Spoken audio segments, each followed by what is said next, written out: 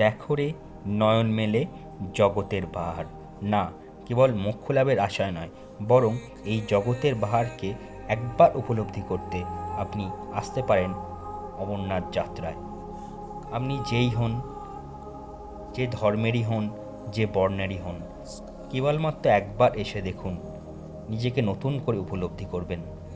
মনের কোণের সব দীনতা মলিনতা ধুয়ে যাবে। এই যাত্রার প্রতি পদে রয়েছে এক অদ্ভুত টান, অদ্ভুত মায়া, প্রগাঢ় শান্তি। বিশ্বাস করুন, প্রতিদিন 16 থেকে 18 কিলোমিটার হাঁটবার পর রাত্রিতে বিনিদ্র রাত্রি যাপনের পরও আপনি একটুকু ক্লান্ত হবেন না। আসলে প্রকৃতি আর ঈশ্বর হয়তো একে অপরের সমার্থক, সেটা আপনি বুঝবেন। কিসের টানে সব কিছুকে উপেক্ষা করে এত মানুষ এখানে আসে, তার উত্তর হয়তো জানা নেই, উত্তর হয়তো ভাষাতেও প্রকাশ করা সম্ভব নয়। তাই একবার আসুন, নিজেই উপলব্ধি করুন। এই যাত্রার প্রতি পদে রয়েছে এক পজিটিভ এনার্জি। কিছু তো একটা আছে যার জন্য প্রতি বছর এত মানুষ ছুটে আসে বাবা বরফানির দর্শনে।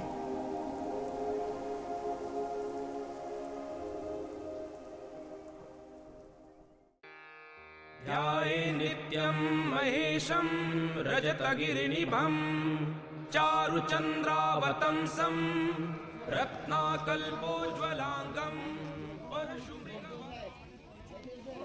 অমরনাথ যাত্রার এই ব্লগের তৃতীয় পর্বে আপনাদের সকলকে স্বাগত। আজ 8 জুলাই 2025, বাংলার 1430 বঙ্গাব্দের 24শে আষাঢ়। আজ আমাদের গন্তব্য এই শেষনাগ থেকে পঞ্চতরণী, দূরত্ব 16 কিলোমিটার। গতকাল ঠিক 5টার সময় শেষনাগ পৌঁছানোর পর আমরা টেন্ট নিয়েছিলাম। তার কিছু পরই শুরু হলো চরম প্রাকৃতিক দুর্যোগ, প্রচণ্ড ঝড় বৃষ্টি। এই ঝড়ে আমাদের টেন্টের মূল তিরপল উড়ে গিয়েছিল। তারপর যারা টেন্ট দিয়েছিল তাদের অনুরোধ করাতে বৃষ্টির মধ্যেই আমরা আরেকটি টেন্টে আশ্রয় নিই। এই প্রাকৃতিক দুর্যোগ চলেছে প্রায় সারা রাত জুড়ে। ভোর রাতে পরিস্থিতি একটু ঠিক হলো। সারা রাত্রে আমাদের কোথাও খাবার মতো পরিস্থিতিও ছিল না। কোনো ক্রমে আমরা জেগে বসেছিলাম আর নির্দেশের অপেক্ষা করছিলাম, কোনো কারণে যদি কোনো প্রাকৃতিক বিপর্যয় ঘটে, যাতে আমরা সঙ্গে সঙ্গে টেন্ট থেকে বেরিয়ে পড়তে পারি। ভোর রাতে একটু ঘুমিয়ে পড়েছিলাম। ঘুম ভাঙল ঠিক সকাল 7টার সময়। উঠেই টেন্ট থেকে বেরিয়ে দেখি আকাশ ঝকঝক করছে। কালকে রাতের প্রাকৃতিক বিপর্যয়ের কোনো চিহ্নমাত্র নেই। নীল আকাশ, সবুজ প্রকৃতি, সামনে বরফে ঢাকা পাহাড়, সে এক অপূর্ব সৌন্দর্য। গতকাল রাতে প্রাকৃতিক বিপর্যয়ের জন্য কোথাও খাওয়াও যেতে পারিনি। সকালে খুব খিদে পেয়েছিল, তাই জন্য আমরা সকালেই প্রথমে গেলাম একটি লাঙ্গারে। সেখানে গিয়ে বেশ ভালো মতো সকালবেলা হার্ড ব্রেকফাস্ট করলাম। আজকে এই ব্রেকফাস্টের পর আমাদের বেরোতে বেশ দেরি হয়ে গিয়েছিল। সকাল 9:15 সময় আমরা আমাদের যাত্রা শুরু করলাম। আমরা কালকের মতো আজকে নিয়েছিলাম 2টি পিট্টোলা, যারা আমাদের 8টি ব্যাগ বহন করেছিল এবং নিয়েছিল প্রায় 3200 টাকার মতো, অর্থাৎ প্রতি ব্যাগ গড়ে 400 টাকা করে। আজকে আমাদের যাত্রার সবচেয়ে কঠিনতম অংশ হলো এই শেষনাগ থেকে গণেশ টপ বা মহাগুণ টপ। এই মহাগুণ টপ হচ্ছে অমরনাথ যাত্রার সবথেকে উঁচু পয়েন্ট। প্রথমেই আমাদের যেতে হবে এই শেষনাগ থেকে ওয়াল টপ, যেটির দূরত্ব 3 কিলোমিটার, আর ওয়াল টপ থেকে এই গণেশ টপের দূরত্ব আরও 1.5 কিলোমিটার বা 1 কিলোমিটারের মতো। এই 4 কিলোমিটার রাস্তা কিন্তু তীব্র চড়াই, এবং পুরো যাত্রাপথের এটি চড়াই কিন্তু সব থেকে বেশি। প্রায় 20 থেকে 30 ডিগ্রি অ্যাঙ্গেলে কিন্তু উপরে উঠতে হবে। এই যাত্রার এই অংশে কিন্তু অনেকের শ্বাসকষ্ট হয়, তাই জন্য রাস্তার দুধারে এনডিআরএফের টিম ছিল, যারা মাঝে মাঝে বিভিন্ন যাত্রীদের অক্সিজেন দিচ্ছিল। শেষনাগ থেকে মহাগুণা স্টপের এই 4 কিলোমিটার রাস্তা পেরোতে 2 থেকে 2.5 ঘন্টা টাইম লাগবে। আমরা ধীরে ধীরে এগিয়ে চলেছি ওয়াল টপের দিকে।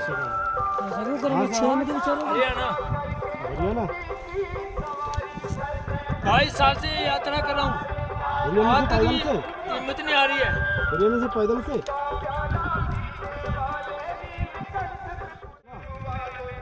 मिला?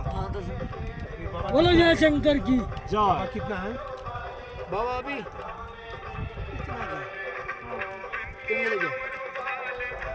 हम लोग देखा मिला था, हम लोग देखा मिलेंगे। जरूर आपके दर्शन आएंगे जरूर।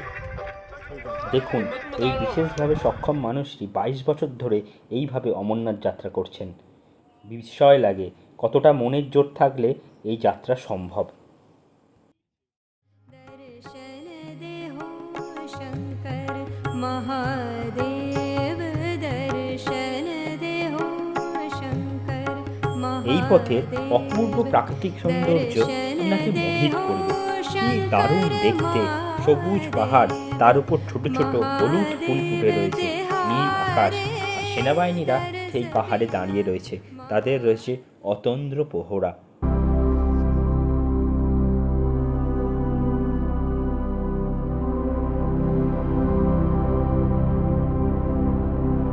যদিও এই রাস্তা নাকি আগের বছর পর্যন্ত বরফে মোড়া ছিল, এবছর বরফের চিহ্ন মাত্র নেই। বিশ্ব উষ্ণায়ন আমাদের প্রকৃতিকে যে গিলে খাচ্ছে তার বলার অপেক্ষা রাখে না। এই রাস্তার চড়াই এত তীব্র যে 20 থেকে 30 মিটার পর পর আমাদের একটু একটু রেস্ট নিতে হচ্ছে। আমরা প্রায় ওয়াল টপের কাছাকাছি পৌঁছে গেছি। এখান থেকে আরও 1.5 কিলোমিটার দূরে মহাগুণা স্টপ, ওটাই এই যাত্রার সর্বোচ্চ পয়েন্ট। তারপর থেকে কিন্তু আর কোনো চড়াই নেই, শুনেছি পুরোটাই উতরাই।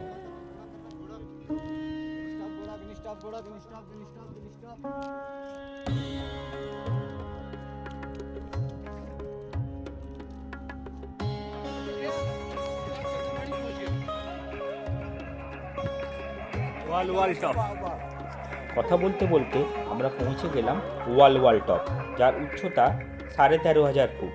এখান থেকে আরও 500 ফুট ওপরে উঠলেই আমরা পৌঁছে যাব অমরনাথ যাত্রার সর্বোচ্চ পয়েন্ট মহাগুণা স্টপ। যদিও 1 থেকে 1.5 কিলোমিটার আমাদের এখনও হাঁটতে হবে। ইনি আমাদের সেই পিট্টুওয়ালা, যিনি এই চড়াই রাস্তাতেও 4টি ব্যাগ পিঠে করে নিয়ে আমাদেরকে পৌঁছে দেবেন পঞ্চতরণী।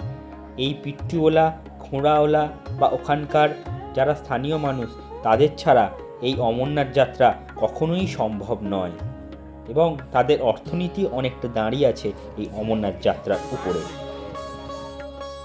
ওয়াল টপ পেরিয়ে আমরা পৌঁছে গেলাম মহাগুণা স্টপের কাছে। ওই যে দূরে দেখা যাচ্ছে ওয়াল টপ, ওখান থেকে রাস্তা সোজা উঠে গিয়েছে মহাগুণা স্টপ, যেখানে এই যাত্রার সর্বোচ্চ উচ্চতা 14,100 ফুটের কাছে। এই বছরই প্রথম যে বছর মহাগুণা স্টপে বরফের চিহ্নমাত্র নেই। পৌরাণিক গল্প অনুযায়ী মহাগুণা স্টপ হলো সেই জায়গা যেখানে স্বয়ং মহাদেব এবং পার্বতী অমরনাথ যাত্রার সময় প্রিয় পুত্র গণেশকে এখানে রেখে গিয়েছিলেন। মহাগুণা স্টপের উচ্চতা কিন্তু যথেষ্ট বেশি। যাদের শ্বাসকষ্টের প্রবলেম রয়েছে তাদের এখানে কিন্তু সমস্যা হলেও হতে পারে, যদিও তার জন্য SDRF এবং NDRF সর্বদা প্রস্তুত। এই যে সামনে ব্যক্তিকে অক্সিজেন দেওয়া চলছে, অনেকেরই দেখলাম এখানে অক্সিজেন স্যাচুরেশন 80-র নিচে নেমে গিয়েছে। যদিও এই SDRF এবং NDRF এনাদেরকে যথাসম্ভব শুশ্রূষা করছে এবং তারপর ঘোড়ায় করে পঞ্চতরণী অবধি পাঠিয়ে দিচ্ছে।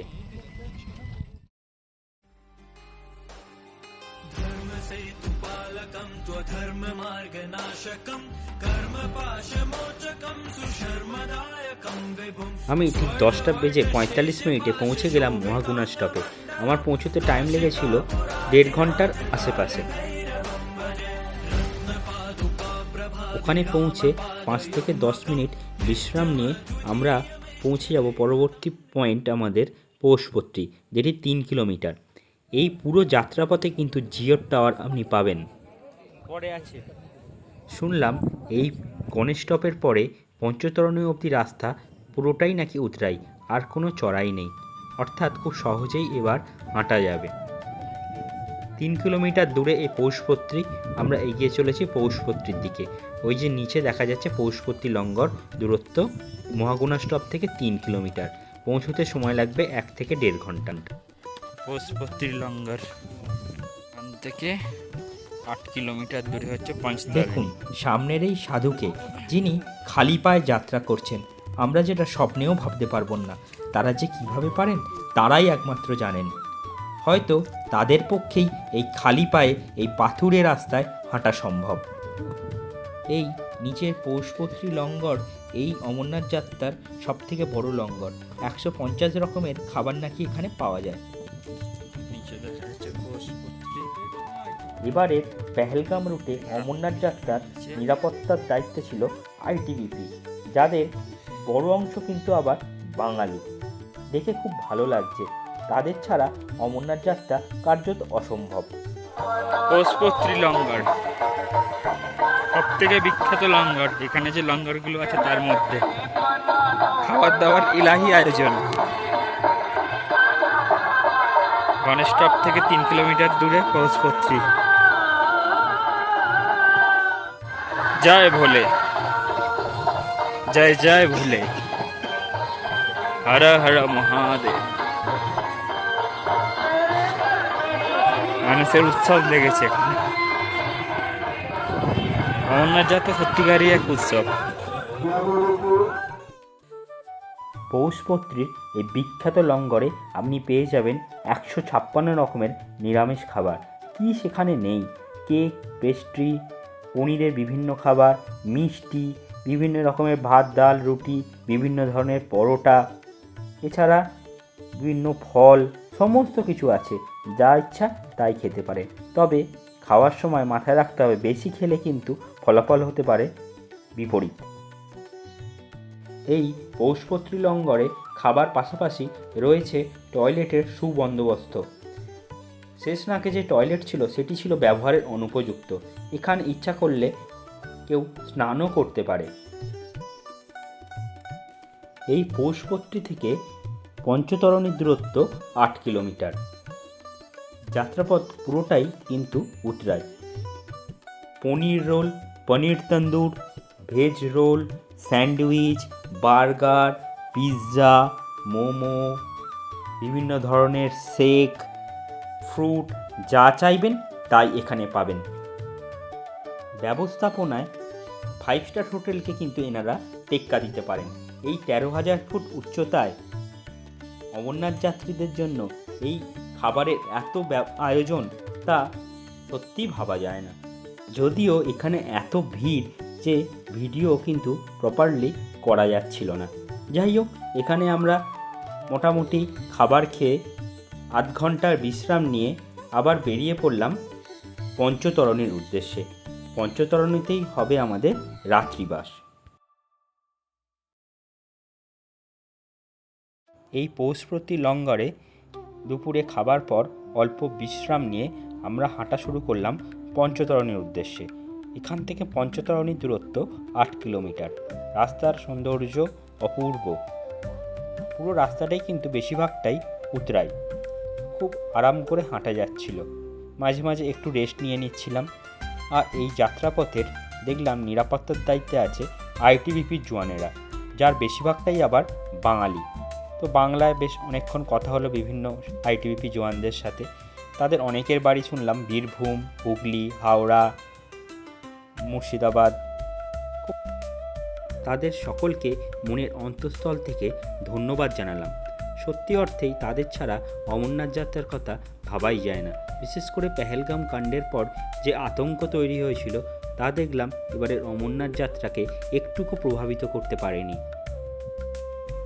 ওই যে দূরে দেখা যাচ্ছে পঞ্চতরণীকে। এখান থেকে হয়তো আর 1.5 থেকে 2 কিলোমিটার। তার নিচে রয়েছে একটি অদ্ভুত সুন্দর সবুজ তৃণভূমি, অভূতপূর্ব সুন্দর দেখতে। তার মাঝখান দিয়ে বয়ে চলেছে একাধিক ছোট ছোট নদী।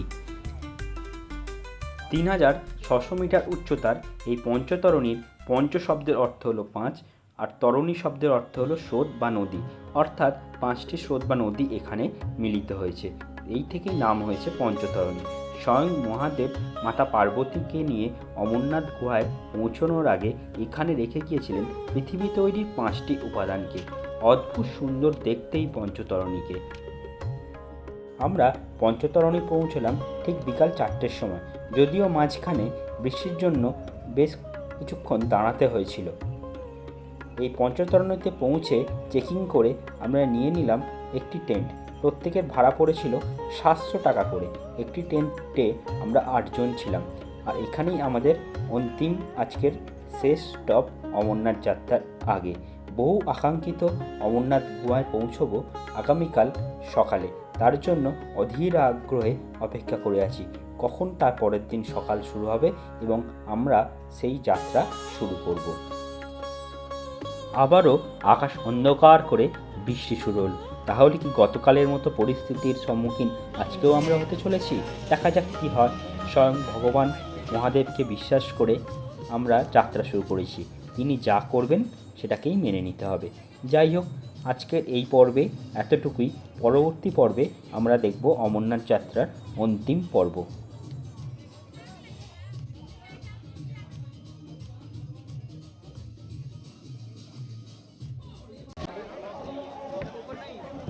तममरगणैः व्याघ्रकृत्यं वस्तु